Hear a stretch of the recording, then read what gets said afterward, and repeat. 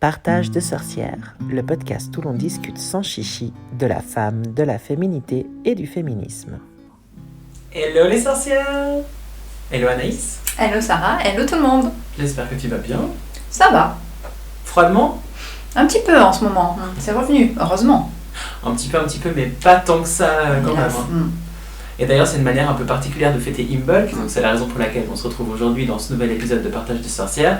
C'est notre second épisode dédié au sabbat, et on va parler d'Imbolc, qui est un sabbat en fait assez méconnu. Enfin, moi je l'ai découvert, moi je suis pas le centre du monde, mais je l'ai découvert l'année dernière, et c'est vrai que je me suis rendu compte que dans les sorcières, on va vraiment fêter Beltane, Samhain, Yule, on va bien réussir à associer en fait les symboles à ces sabbats.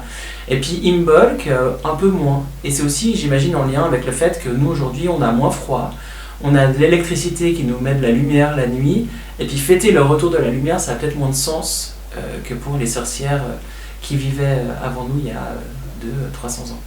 Plus que ça même, toujours pareil, ouais. Mais oui, effectivement, et puis on vit quand même avec des toits sur la tête, tu l'as dit, et dans l'abondance aussi, parce que Imbolc, c'est aussi un sabbat qui est très relié à la nourriture et au retour des aliments qui sont frais, notamment le lait, on va en parler.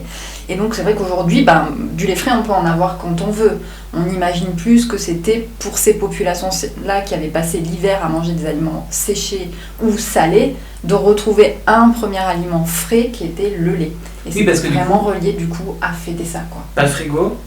Pas de frigo. Égal, tu récoltes, tu conserves tout, et puis en fait tu manges tout l'hiver. Il y a ça, voilà. Il y a ça, et il y a effectivement ce côté lumière où pendant tout l'hiver, tu dois te chauffer et t'éclairer avec ce que tu as amassé pendant la bonne saison. Donc tu vis vraiment sur tes réserves, quoi, tout le temps, que ça soit pour la lumière ou que ça soit pour la nourriture. Ouais, en espérant que tu aies assez préparé de trucs pour tenir jusqu'au retour. Exactement.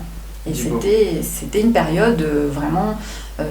Yule, c'est vraiment l'apogée de l'hiver. Donc pour les gens de l'époque, nous, c'est par là qu'on commence l'hiver. Eux, non. Eux, c'était vraiment le moment le plus profond de l'hiver, parce que l'hiver commence avant, à Samhain. Ouais.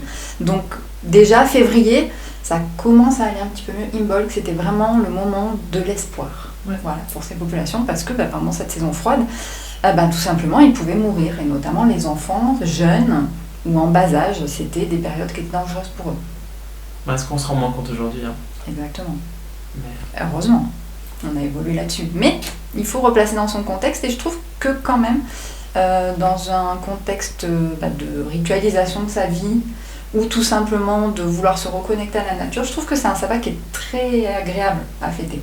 Moi, je l'aime bien. On en reparle après dans les correspondances, mais c'est vrai que ce passage de la vieille femme, la mort, à la nouvelle... à la nouvelle vie, à la jeune fille, parce quand on voit le symbole de la triple lune, on voit la lune croissante, la pleine lune et puis la lune décroissante, puis en fait comme ça s'arrête, quoi, alors qu'en fait ça continue, et ça redevient la lune croissante, et c'est assez génial d'être dans ce passage. Mais du coup, si on revient plus sur Imbolc, on avait envie d'attaquer avec l'étymologie en fait. Voilà, l'étymologie, ma petite marotte, moi j'aime bien toujours revenir à l'origine des mots, je suis pas autrice pour rien. Donc, donc vous l'avez compris, Imbolc, c'est le sabbat qui se situe entre Yule, donc le dernier que nous avons d'ailleurs expliqué dans la dernière vidéo, la vidéo précédente, et Ostara, qui sera vraiment pour le coup la fête du printemps. Là, c'est un peu un entre-deux. Donc c'est en fait la deuxième moitié de l'hiver. Et Imbolc, on a deux vraiment. Alors, la prononciation, normalement, on ne prononce pas le B, donc c'est Imbolc. Imbolc. Mais voilà, une fois de plus, on s'excuse pour les prononciations, il va y avoir pas mal de mots un peu celtiques ou d'origine irlandaise. Donc, toujours pareil, c'est pas.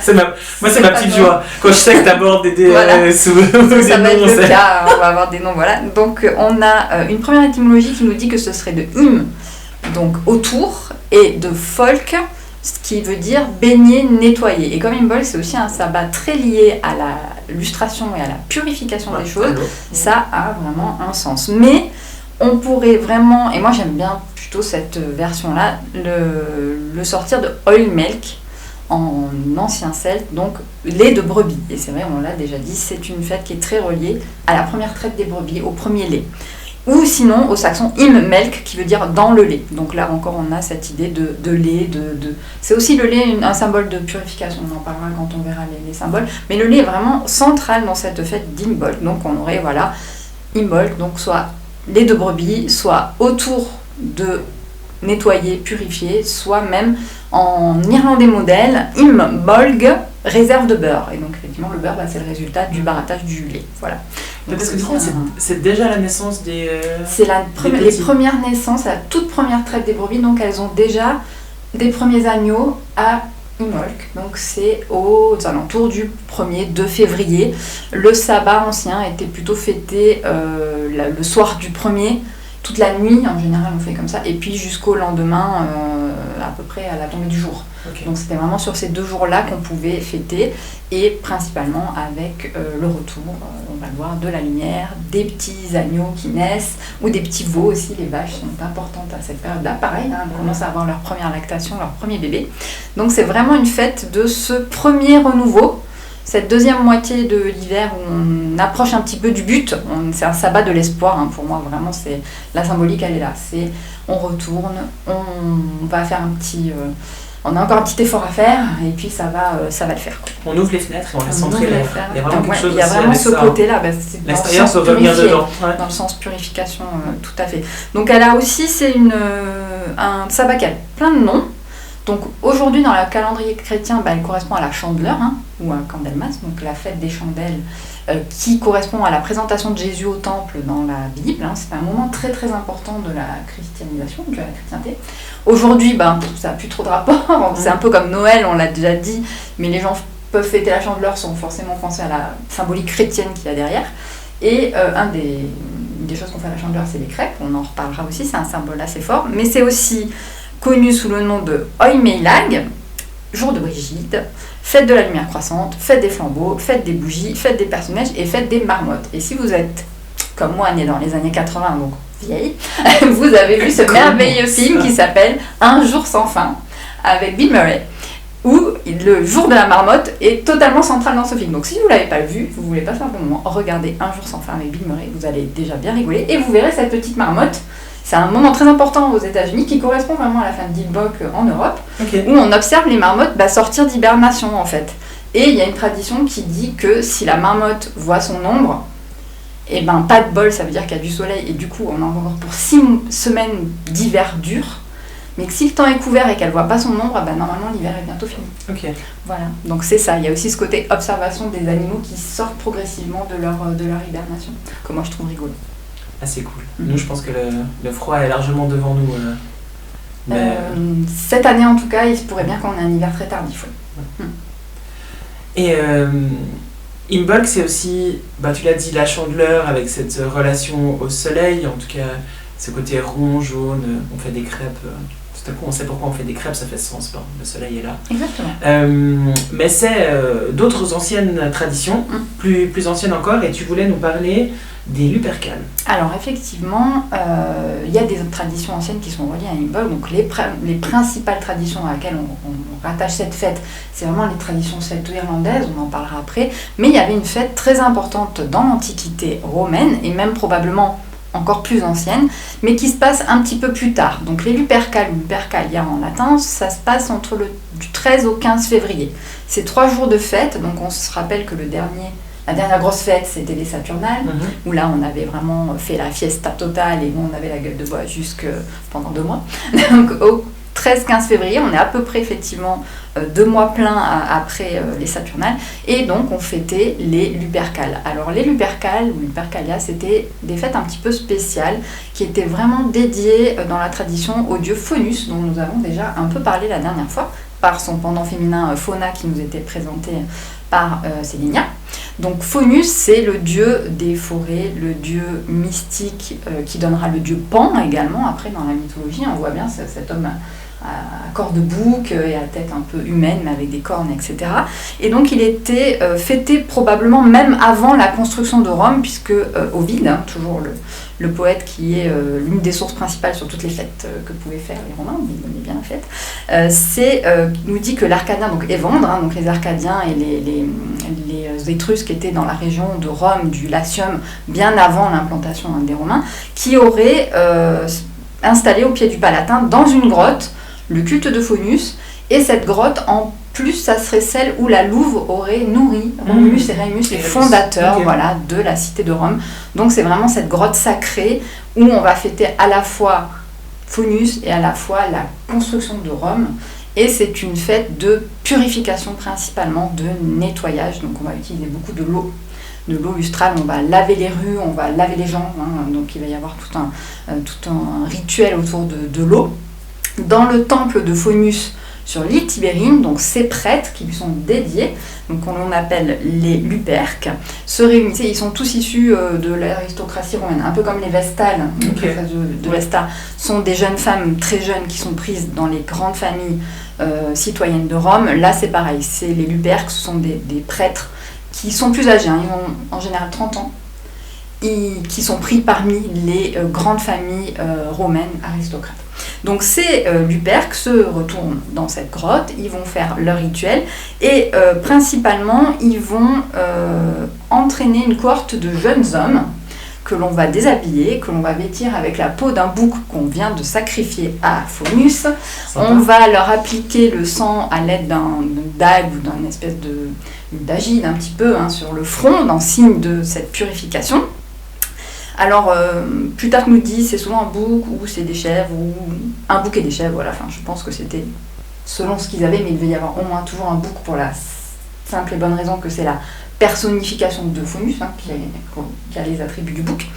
Et donc, une fois qu'ils ont revêtu ce pagne en peau de bouc, qu'ils ont été marqués du sang de ce bouc sacrifié, les prêtres vont aussi leur laver le front avec une éponge ou une petite truc en paille plongée dans le lait. Donc là, on a vraiment ce côté, on tourne à la mort, le sang, le sacrifice, et par le lait, par l'eau lustrale, on est nettoyé, on est purifié, on laisse partir tout ce qui est pas bon. Donc ensuite, on les forçait à rire, ils devaient rire aux éclats, et partir dans les rues de Rome, avec des petits fouets faits de la peau du fameux bouc sacrifié, pour fouetter les femmes qui souhaitaient avoir des enfants dans l'année. Donc on est sur ce rituel de purification, transmission de la mort, la fête de quelque chose qui est fini, qui renaît, et ensuite on va dans un rituel de fécondité plutôt. Sur la date qui est à peu près la date de la Saint-Valentin, où vient de faire fouetter si tu as envie d'avoir un enfant. Voilà, exactement. Donc c'était un petit peu, effectivement, j'avais pas fait un rapprochement, mais c'est la date de la Saint-Valentin, tout à fait. Mais oui, tout à fait, ça me semble logique. Oui, si tu as envie d'avoir un enfant, c'est à ce moment-là qu'il faut sortir, trouver des petits bouquetins déguisés en bouc dans les rues, quoi. Alors, moi, je trouve ça assez sympa. Ça devait être un spectacle quand même. Sympathique, tous ces jeunes gens dénudés et couraient dans les rues. Mais effectivement, donc on voit toujours ce côté chez les Romains de l'irruption d'un côté sauvage dans l'organisation de la cité. Donc les cités romaines sont vraiment très organisées, on le sait. La société, elle est très très ritualisée, très carrée, très organisée. Il y a pas de place au tribal, et tout à coup il y a tout qui pète les plombs. C'est exactement ça, et c'est un peu toujours ça. Saturnale, c'était déjà ça, avec l'inversion entre esclaves et maîtres, et puis les banquets, les orgies qu'on peut imaginer. Et là, c'est un peu ça, c'est ce dieu qui est normalement dans sa grotte ou dans les forêts, et qui vient... Covid qualifie d'ailleurs d'agrestis, donc de dieu de la campagne, quoi, de dieu de l'agriculture, et qui vient comme ça dans la cité s'introduire et introduire une sauvagerie totale. Avec une peau ensanglantée, il y a un truc vraiment super wild, quoi. Ouais, c'est ça, il y a vraiment ce côté... Dans une société quand même assez aseptisée, quoi. Oui, et en tout cas très ritualisé, très dogmatique aussi, avec des dogmes bien établis. On considère que de temps en temps, il faut quand même un petit peu lâcher la pression. Et après plusieurs mois d'hiver et de disette, peut-être c'était aussi... alors à la fois c'est très symbolique, ce côté on va féconder les femmes avec le bouc, etc. Mais il y a vraiment ce côté aussi on nettoie. On termine la mort. C'est une notion de renouveau en fait. On repart un nouveau cycle, on recommence un nouveau cycle. Donc pendant ces 3 jours, on a le droit de faire n'importe quoi, pas exactement, mais c'est à peu près l'idée. Et puis après, on repart dans le droit chemin, mais on repart du bon pied, quoi. Voilà. Bon, après, je pense qu'on peut faire l'analogie avec la vie de pas mal de personnes ici en Europe, dans cette période dans laquelle on est. Nous, on rigole souvent en disant qu'on a une vie de moldu, et puis une vie plus de sorcière à côté. C'est ça. Mais c'est un peu ça, il y a une espèce de vie super clean, dogmatique aussi, d'une certaine manière. Et puis, il y a vraiment de lâcher prise. Alors bon, on se baigne pas dans le sang, pour l'instant. Mais ça, on le dira pas. Exactement. Et si vous voulez parler aussi des traditions celtes, alors on a Brigid, il y a plein de manières de prononcer son nom, qui est vraiment une figure centrale de cette fête d'Imbolc. Et en fait, on vous en parle un petit peu plus tard dans l'épisode, quand on parlera des déesses, mais sans forcément aborder Brigid plus avant. Est-ce qu'il y a des fêtes particulières qui sont associées Alors, la difficulté avec Imbolc, c'est que c'est un sabbat qui vraiment perdure dans le temps, puisqu'en Irlande, c'est encore très fêté. Okay. Et quand on parlera de Brigid, on en reparlera, mais elle avait des sanctuaires qui étaient encore très actifs jusqu'à la moitié du XXe siècle, parce qu'elle a été transformée une fois de plus en Sainte Brigitte. Oui, c'est Sainte Brigitte, voilà, c'est ça. Ouais. Sainte Brigitte. Donc son monastère à Kildare en Irlande est resté un lieu de culte très important, mais c'était déjà un lieu de culte très ancien, probablement des premiers Celtes, même si l'Irlande a été colonisée par les Celtes assez tardivement par rapport aux autres territoire où les Celtes se trouvaient. Donc c'est quoi, c'est 200-300 après Jésus-Christ? Ah non, c'est avant. C'est avant? Okay. Avant Jésus-Christ, même 250, 450 avant Jésus-Christ à peu près. Ok. Dans ce sens-là. Donc on retrouve des sources écrites, mais alors très peu, principalement deux. Donc une qu'on appelle le calendrier de Coligny, qui est en fait des fragments de tessons qu'on a retrouvés avec un calendrier gaulois. Et donc celui-là, il est très ancien. Et il mentionne une fête entre Yule, qu'il nomme, et le printemps. Mais il ne donne pas le nom de cette fête. Par contre, on sait que du coup, il y avait des célébrations à ce moment-là, parce qu'elle est marquée dans le calendrier, donc ça devait être très important. Donc ça, c'est la source numéro 1. Et la source deuxième, c'est une source tardive, du coup, c'est un manuscrit du XIIe siècle, donc médiéval, qui rapporte le fait que entre effectivement Yule et Ostara, les Celtes fêtaient une fête qui s'appelle Imbolc. Mais on ne parle pas des rituels, on ne parle pas de ce qui se passait, on dit juste elle existe.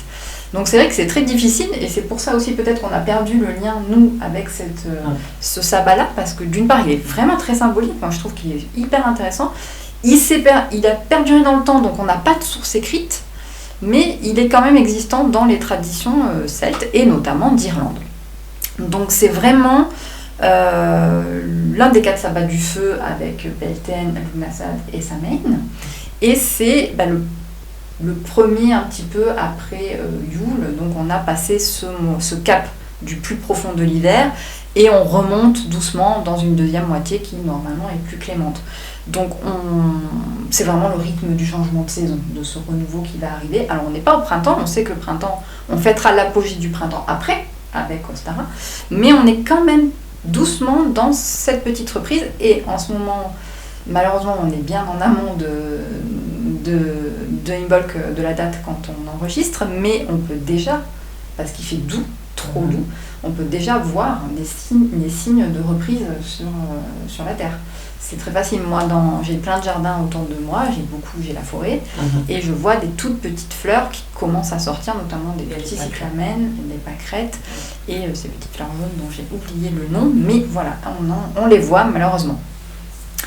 Et donc c'est vraiment le sabbat qui fêtait ce moment-là, donc ce retour, etc. Et donc ensuite, on a la correspondance, on en a déjà parlé, avec la naissance des agneaux, la naissance des veaux, donc les toutes premières lactations des brebis. Donc vraiment ce moment où on va pouvoir enfin reconsommer des aliments frais et où on n'a plus besoin de compter sur nos réserves pour pouvoir s'alimenter. Donc on a le retour un petit peu de la lumière qui croît, donc c'est pour ça que ça va des bougies aussi, beaucoup. La bougie est vraiment très très très utilisée, et ce côté purification, l'air qui rentre, l'air du renouveau, etc. Mais c'est vrai qu'on n'a pas vraiment les traces des rituels comment pouvaient les fêter les Celtes à l'époque. Donc on va plutôt avoir les traditions plutôt modernes finalement, mais qui sont sûrement les résurgences des anciennes. Oui, comme toujours, il y a cet héritage et cette transmission Exactement. qui se fait, et puis qui se fait aussi par la réappropriation. Voilà, si je dis pas de bêtises, c'est souvent carnaval dans cette période de l'année ça aussi. Un peu plus tard, je crois. C'est mars, non? Alors voilà. Je crois que ça on s'en souviendra, je marquerai en commentaire du coup. Mais moi j'avais l'impression qu'il y avait aussi cette notion de fête de la Chandeleur qui est associée à Carnaval, et qui avait une célébration, un temps marqué en fait. Et puis j'ai oublié de le préciser en ouverture d'épisode, mais du coup effectivement tu l'as dit, Imbolc, on est dans l'hémisphère nord, son pendant dans l'hémisphère sud, c'est Lughnasadh, la fête des moissons, mais on y reviendra du coup dans quelques temps. D'un point de vue des symboliques, moi j'aime toujours bien mon grand livre des correspondances. Du coup, sorcières, à vos stylos, à vos grimoires, il est temps de noter quelques correspondances pour ce sabbat. Du coup, fêter le 1er ou le 2 février, ça c'est en fonction du moment où... non, ça c'est oui, du moment où Yule et Ostara ont été fêtés. La date précise, elle est par rapport à l'apogée du sabbat précédent. Mais pour moi, enfin en tout cas dans ce qu'on a retrouvé, le peu du coup qu'on a, il était censé commencer quand même le premier soir. Oui. Premier soir jusqu'au crépuscule le lendemain du 2. Ouais, ok. Dans les plantes associées, il y a le roseau. On y revient après, je vous montre là, parce qu'il y a la croix de Brigide, on y revient. Les déesses, il y a Athéna. J'avais pris ma petite carte, je ne sais plus où elle est, je vous la montre après. Il y a Dana aussi, on va en reparler tout à l'heure. Il y a Brigide, on va faire plus qu'en parler, je pense qu'on va parler que d'elle. Sélénée, Vesta, Junon, tu en parles aussi tout à l'heure. La marmotte, elle est notée dans les correspondances. Le blaireau, le cerf, le mouton avec la brebis et l'agneau. Et puis les intentions, activer, éveiller, bannir, bien-être, commencement, espoir, fertilité, illumination, inspiration, lumière, prophétie, prospérité, purification, tous des éléments que tu as pu qu'on a déjà cités. Dans les symboles, dans les correspondances, il y a aussi les couleurs. Excusez-moi, j'ai oublié de vous les donner. Important. La principale couleur, c'est le blanc. C'est le blanc. Pour Imbolc, qui s'associe autant aux bougies, à la lumière, que le jaune, qui est vraiment aussi extrêmement prégnant pour Imbolc. Et puis le rose et le vert, je le découvre là. Moi, en tout cas pour moi, c'est pas des couleurs que j'utilise pour célébrer Imbolc, qui reste vraiment pour moi blanc et jaune. Il y a cette notion le vert, je peux comprendre parce que c'est les premières pousses de plantes toutes petites vertes. D'ailleurs, j'ai vu avant de partir, j'ai jeté un œil sur mon balcon et notamment mes toutes premiers bulbes de jacinthe sont déjà en train de sortir. Arrête. Donc j'ai des petites. Donc vert, je comprends. Après blanc, oui, blanc, c'est forcément, évidemment. C'est aussi le lait. Voilà, le symbole du lait qui revient tout le temps. Et Brigide en tant que jeune femme. C'est quand même la couleur aussi des femmes très jeunes, des femmes nubiles qui vont se marier derrière. Et effectivement, dans Brigide, des fois, il est nommé bride, c'est la mariée. Ouais. Donc vraiment, il y a cette correspondance-là aussi. Eh bien, c'est parti. Brigitte, Birgit, et également Birgitta chez nos amis bretons, ou Brigida. Brigida, ouais. Voilà. Donc on a vraiment elle a une multitude de noms. On ne peut pas parler d'Imbolc sans parler de Brigitte parce que c'est vraiment son sabbat. C'est un sabbat qui est très très féminin, qui est même uniquement féminin. Alors bon, on a vu avec Faunus et les Lupercales comme toujours chez nos amis romains, c'est pas forcément évident. Mais vraiment pour les autres traditions et maintenant dans la tradition moderne, mais comme on disait héritière des anciennes traditions, pour le coup, c'est un sabbat qui est très féminin, qui est très relié à la femme et au féminin sacré pour moi. Ouais. Donc c'est pour ça que je le trouve plutôt sympa. Donc Brigitte, alors, elle a une multitude de pouvoirs, quoi. D'attributs. Ouais, d'attributs. C'est vraiment, elle est la déesse de beaucoup de choses, donc principalement des arts, de la guerre, de la magie, de la poésie, et c'est la protectrice des forgerons et des médecins ou des guérisseuses. Et de l'eau. Elle a une relation hyper forte à l'eau. Elle a une relation hyper forte à l'eau, des puits ou quelque chose comme ça. Alors comme elle est fille de Dagda, le fameux grand dieu, et sa sœur c'est Morrigan, oui, dont on a parlé déjà les autres fois, elle a peut-être un rapport avec l'eau et les puits, mais alors moi je ne l'ai pas noté. Mais c'est possible. Okay. C'était surtout la forge. Vas-y, je cherche. La forge qui est vraiment ressortie, moi, dans mes recherches. C'est vraiment la déesse des forges. Bon, la forge, il y a aussi le lien avec l'eau, puisque pour forger, voilà, il faut faire une trempe. Mais tac. Je l'ai pas ici. J'ai publié, j'ai écrit l'année dernière sur Brigide un article. Donc j'ai regardé tout à l'heure et je vous mettrai en commentaire parce que du coup, je vais pas le faire maintenant puis ça fait trop de bruit avec le micro. Mais moi j'avais l'impression que Brigide elle avait cette relation à l'eau, mais peut-être que je me trompe. Non, c'est tout à fait possible puisqu'on l'a dit, c'est une fête de purification. Ouais. Donc c'est la purification soit par l'eau lustrale, donc l'eau consacrée, qui sert à nettoyer aussi bien à l'intérieur de soi qu'à son extérieur. D'ailleurs, moi en ce moment, j'ai très envie de faire du tri. c'est un peu mon truc. Donc je suis en train de trier. Donc ça sert à ça aussi. Donc oui, c'est tout à fait possible. Moi je ne l'ai pas noté, mais elle a tellement d'attributs que oui, c'est tout à fait envisageable. Hein. Et donc c'est effectivement la sœur de Lamrigan et également la sœur d'Ogma, hein, le fameux Ogma qui a les runes de Logam, donc la fameuse écriture proto-celtique qu'on ne sait pas encore déchiffrer. D'où peut-être son lien avec la poésie et en tant que protectrice aussi des bardes, de la tradition bardique. Ouais. Voilà.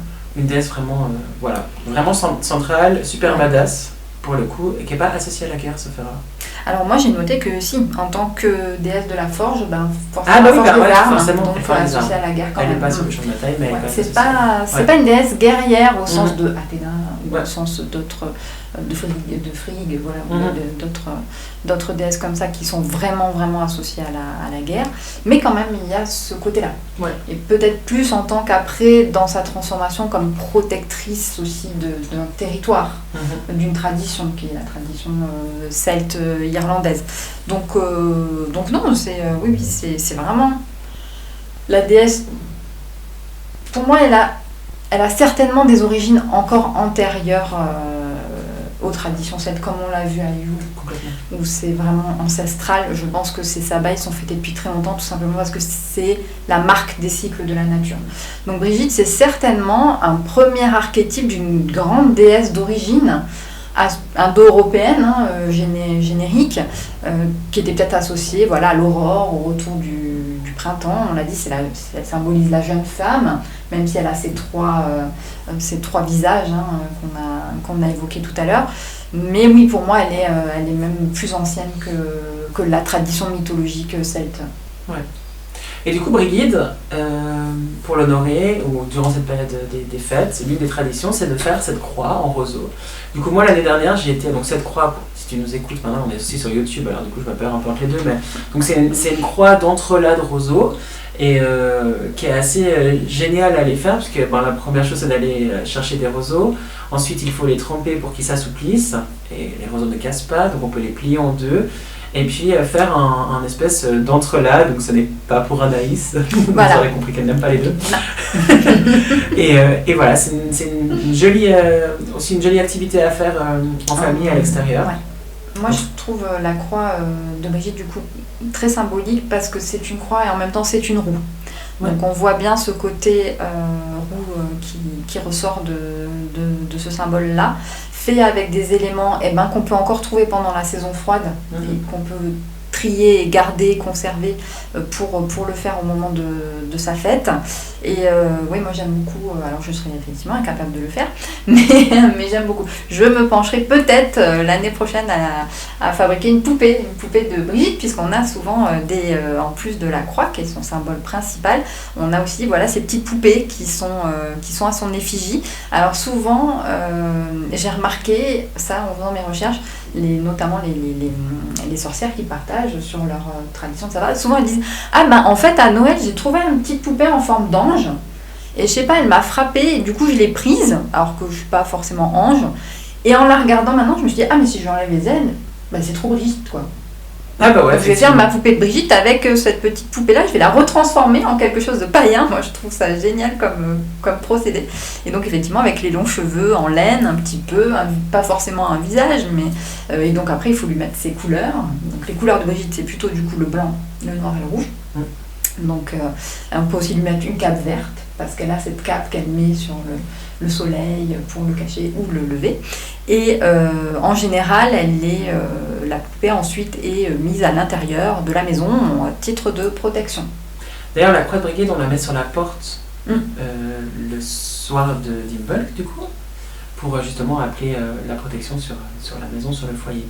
Et l'année dernière, Trois Cercles a partagé la création de cette croix-là. Du coup, chères sorcières qui nous écoutent ou nous regardent, tu peux aller retrouver le tuto, Lucie le repartagera. Et puis cette année, je me disais que j'avais assez envie de faire un tuto de poupée. Moi, j'aime bien faire avec des éléments vraiment naturels. Donc si j'arrive, je vous ferai un tuto qu'on partagera à Trois Cercles. Elle est faite en fibre de maïs aussi, Ouais. De la paille, ou de la laine pour ses cheveux, parce qu'elle a des longs cheveux. tressé souvent.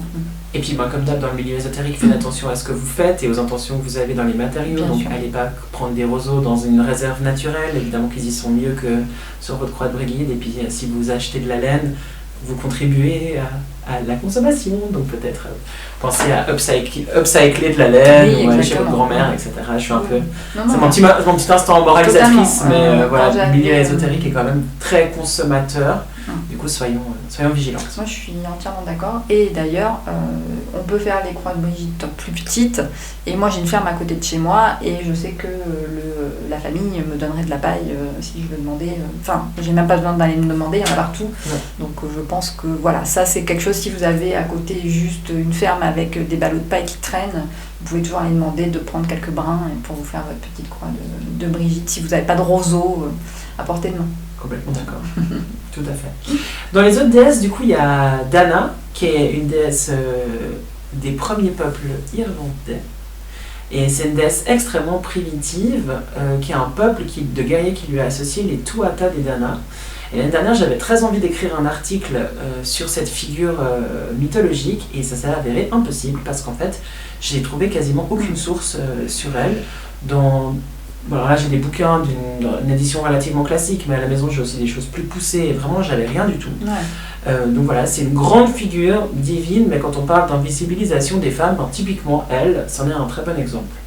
Sinon, une déesse que j'aime beaucoup, moi, à cette période de l'année, c'est Sélénée, donc déesse grecque, qui est associée à Artémis et à Hécate, donc qui symbolise en fait la lune croissante. Et c'est vraiment cette déesse jeune femme de la pureté, qui est quelque chose d'extrêmement enfantin, mais aussi de très étoilé. Enfin, Sélénée, c'est vraiment cette incandescence, comme ça, cette pureté absolue. Du coup, c'est voilà, une déesse que moi j'aime bien dans cette première partie de l'année. Et puis il y a aussi Athéna, déesse de la guerre et de la sagesse, qui est associée à une chouette. Et c'est une déesse pour le coup extrêmement puissante.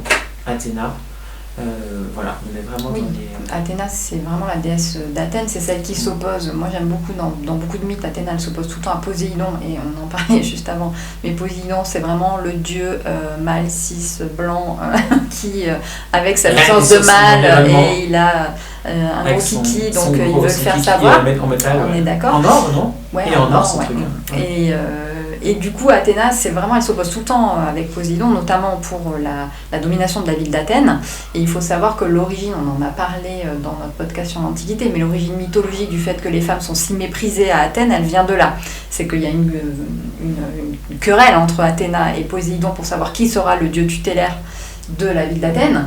Et les Athéniens disent, faites-nous chacun un cadeau, et le cadeau qui aura le plus de votes, c'est le dieu qui sera le dieu d'Athènes. Donc Poséidon offre un cheval de guerre invincible, noir, un truc bien de mec. Et Athéna, qu'est-ce qu'elle offre aux Athéniens? Les oliviers. Donc tous les mecs votent pour le cheval badass, et les femmes qui sont un peu moins cons et qui disent ouais mais l'olivier c'est quand même vachement bien parce que comme ça on aura des olives tout le temps et donc de l'huile et donc on peut faire à bouffer, c'est quand même plus important, vote pour l'olivier. Et il y a une femme de plus dans Athènes que d'hommes, donc c'est Athéna qui gagne avec son olivier, et les hommes disent ah oui comme ça vous aurez plus le droit de vote. Voilà, on aime beaucoup ce genre. Je savais pas cette anecdote. Donc Athéna, elle est vraiment dans ce côté-là, et je trouve que alors là, c'est l'olivier à la place du lait, mais il y a quand même vraiment ce côté nourriture, ce côté déesse aussi de l'abondance et de la providence, quoi. Il y a vraiment aussi ce côté-là. Donc, voilà. Bouffer, ça reste relativement central dans nos besoins en tant qu'être humain. Quoi. Et surtout à cette période où normalement, on devrait être à la fin de nos réserves et se dire j'espère que ça va encore tenir. Et puis voilà. Donc Brigitte, pour revenir sur Brigitte, ouais. C'est aussi une déesse dont le culte a très longtemps perduré et perdure encore, et qui a été très christianisée. Alors moi j'ai trouvé vraiment amusant que cette déesse soit si puissante et si révérée quand le christianisme a commencé à gagner l'Irlande et les pays celtiques, qu'ils n'ont pas eu d'autre choix que de l'intégrer dans la vie de Jésus. Voilà, donc on s'est dit, mince, on ne peut pas la dégager comme ça, ça va être problématique. Elle ne peut pas, comme beaucoup d'autres, devenir la Vierge Marie, ça commence à se voir.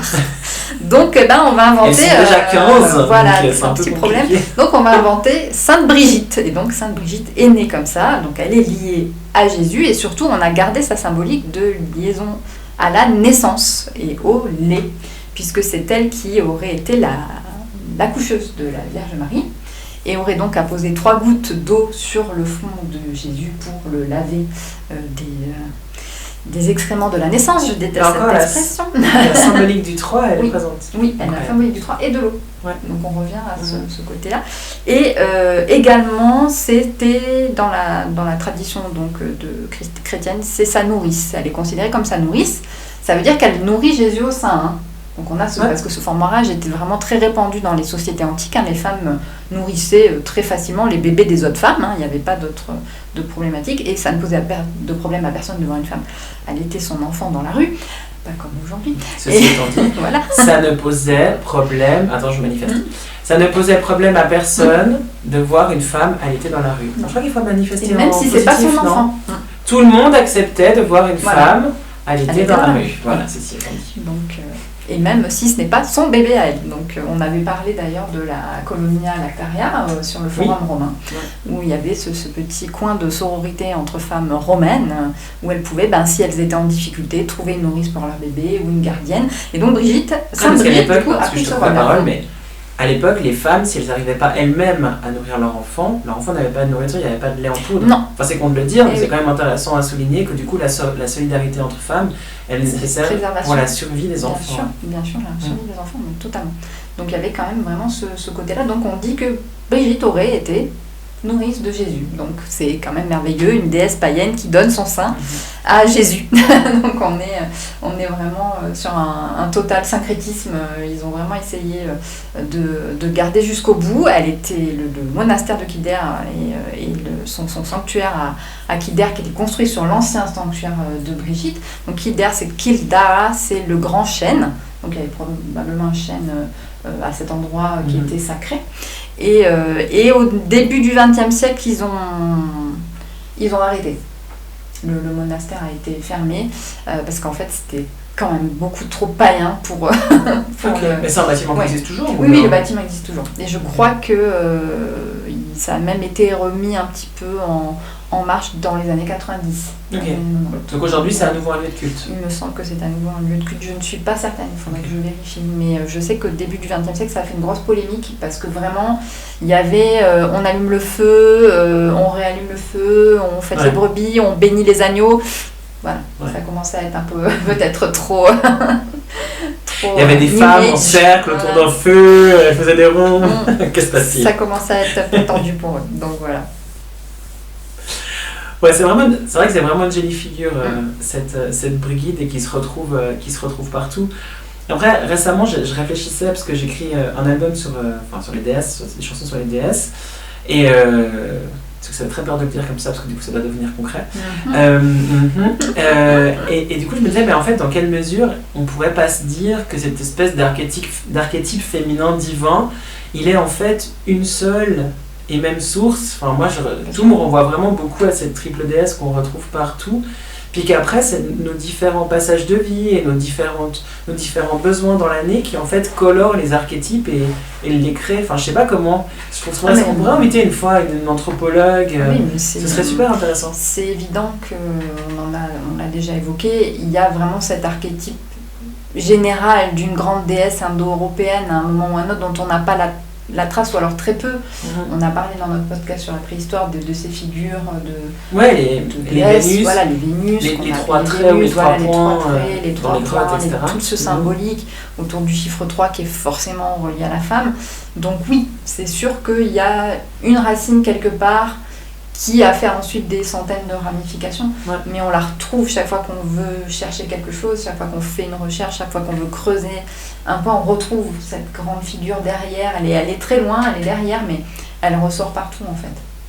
Et Brigitte est assez proche d'elle. Assez proche d'elle, Complètement. Même dans son rôle de jeune femme, de jeune fille, nubile, etc.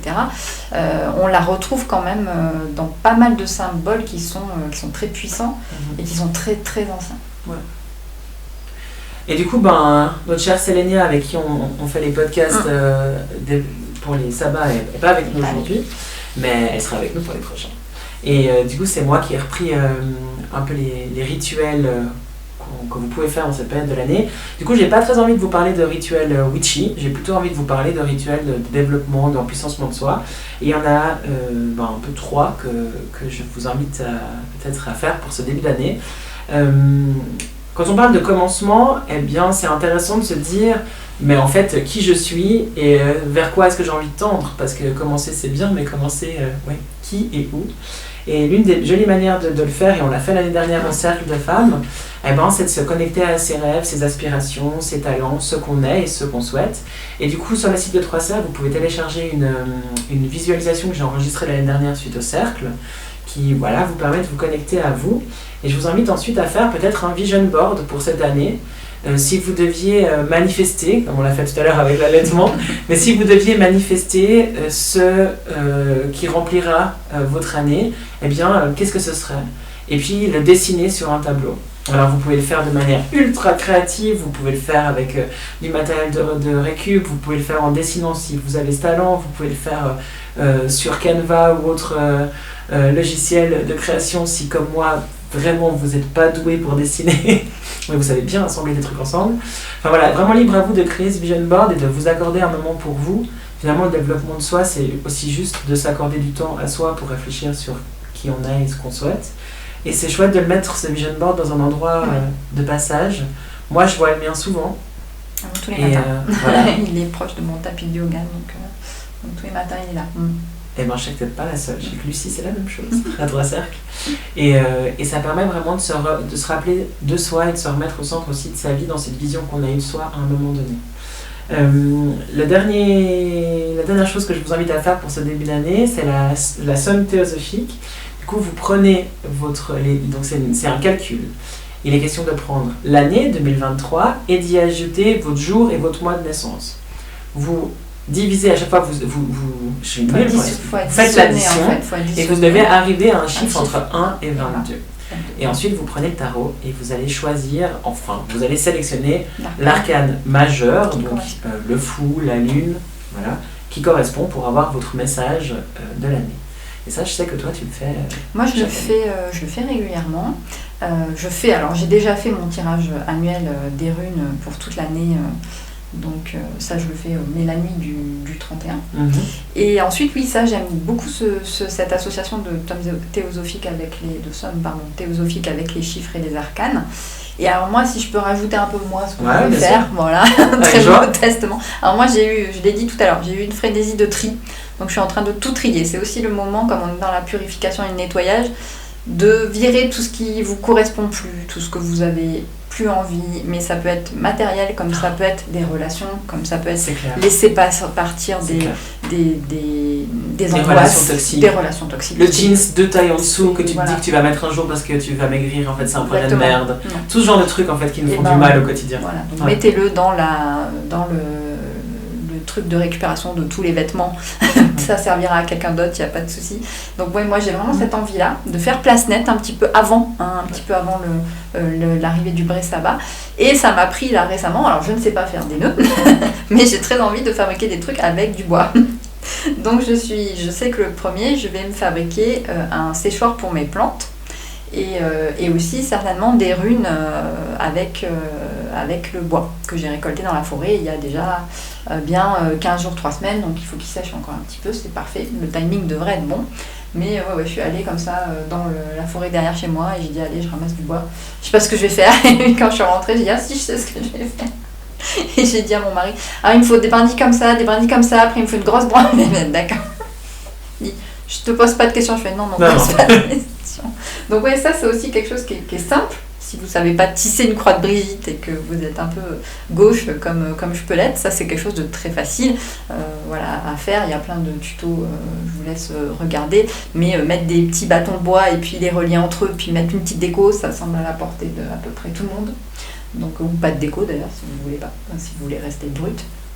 Et effectivement, la nuit du 1er, donc du 1er au 2, c'est une nuit de purification. Donc vous pouvez sortir tous vos objets rituels si vous en avez, vos cristaux, vos tarots, avant de faire votre somme théosophique du coup le lendemain au lever, et purifier tout ça à la lumière de la lune si ça vous intéresse. Et moi, je vais aussi faire un petit rituel de purification de ma maison avec un bâton de fumigation que j'ai fait moi à l'Ita, avec les herbes de l'Ita. Donc pour fêter ce début de... Bientôt là, c'est la belle saison, bientôt la lumière. Donc il y a toute l'énergie de l'Ita dans ce petit bâton avec du millepertuis, de la lavande, du romarin, de la sauge. Et je vais le passer dans ma maison pour inviter les énergies solaires et les nouvelles énergies à rentrer chez moi. Voilà. Ce que je trouve incroyable dans ton partage, et c'est vraiment, je pense, ce vers quoi les femmes devraient tendre, et ce qu'on dit souvent aux filles qui nous écrivent sur Trois Cercles, qui nous demandent comment faire ci, comment faire ça, c'est qu'en fait, la magie aujourd'hui, en tout cas c'en est ma définition, c'est de se réapproprier les symboles qui font sens pour nous. Exactement.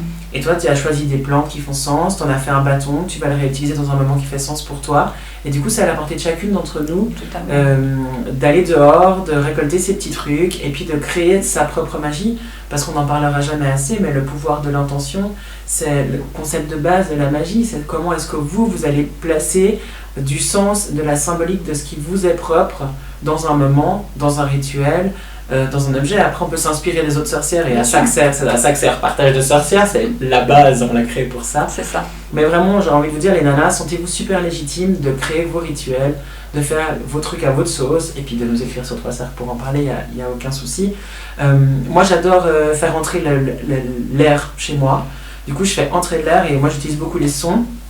Et je fais beaucoup de bruit avec mon fils aussi à Imbol, qu'on ouvre la fenêtre et on tape sur les tambours et on fait vraiment cette espèce de sortie de son vers l'extérieur. Et aussi toute la maison en purification. C'est le moment où... Enfin, c'est pas tout à fait ce nettoyage de printemps, comme tu disais avant. Encore, ouais. Mais il y a cette dynamique qui se crée de se dire, allez, c'est le moment. Ouais, ça commence. On se réouvre. Et si vous avez envie et que vous ne savez pas faire, faites des crêpes. Voilà, faites des crêpes. Les crêpes, c'est vraiment à l'origine des gâteaux qui étaient fabriqués par les Vestales pour les Luperques à ce moment-là. Donc c'était des petits gâteaux ronds qui symbolisent le soleil. C'est rond, c'est doré et c'est fabriqué avec les produits de la saison précédente et le lait de la nouvelle traite. Donc vous avez la farine, le beurre et le nouveau lait qui arrivent pour pouvoir faire des bonnes crêpes. Si vraiment vous ne sentez pas de faire autre chose, faites des crêpes, ça sera très bien, et c'est un très bon moyen en plus de fêter ce petit sabbat qui est très familial et très aussi interne en fait, qui est personnel finalement, plus qu'une fête où on se rassemble. Comme Beltane, où on mange, enfin voilà. Et où on partage. Trop bien. Eh ben, merci beaucoup Anaïs pour toutes tes infos, comme d'hab. Je sais qu'elles sont bien appréciées de moi et des sorcières qui nous écoutent. Moi aussi j'apprécie en tout cas beaucoup de les partager et toujours de découvrir de nouvelles choses quand je fais mes petites recherches, voilà. C'est trop bien. Du coup, on se retrouve à... Le prochain sabbat, excusez-moi, c'est Ostara. Il faut un petit instant pour me remettre dans la roue de l'année. On se retrouve à Ostara avec Selenia, on l'espère. Des lapins et des œufs. Des lapins et des œufs, exactement. Et on vous dira pourquoi. Et puis, on se retrouve peut-être, Anaïs et moi, sur un épisode de notre chronique historique d'ici là. La période était pas mal chargée. Trois Cercles va vous réserver pas mal de nouvelles surprises, des nouveaux cercles de femmes, de nouveaux événements. Allez checker le site web. Du coup, ça nous a pris du temps de les créer. Donc, un peu moins de disponibilité pour Partage de Sorcières. Mais c'était aussi la fin de l'année. Un moment, d'introspection. Exactement. Et du coup, merci pour tout. À bientôt. Et bisous magiques, les sorcières.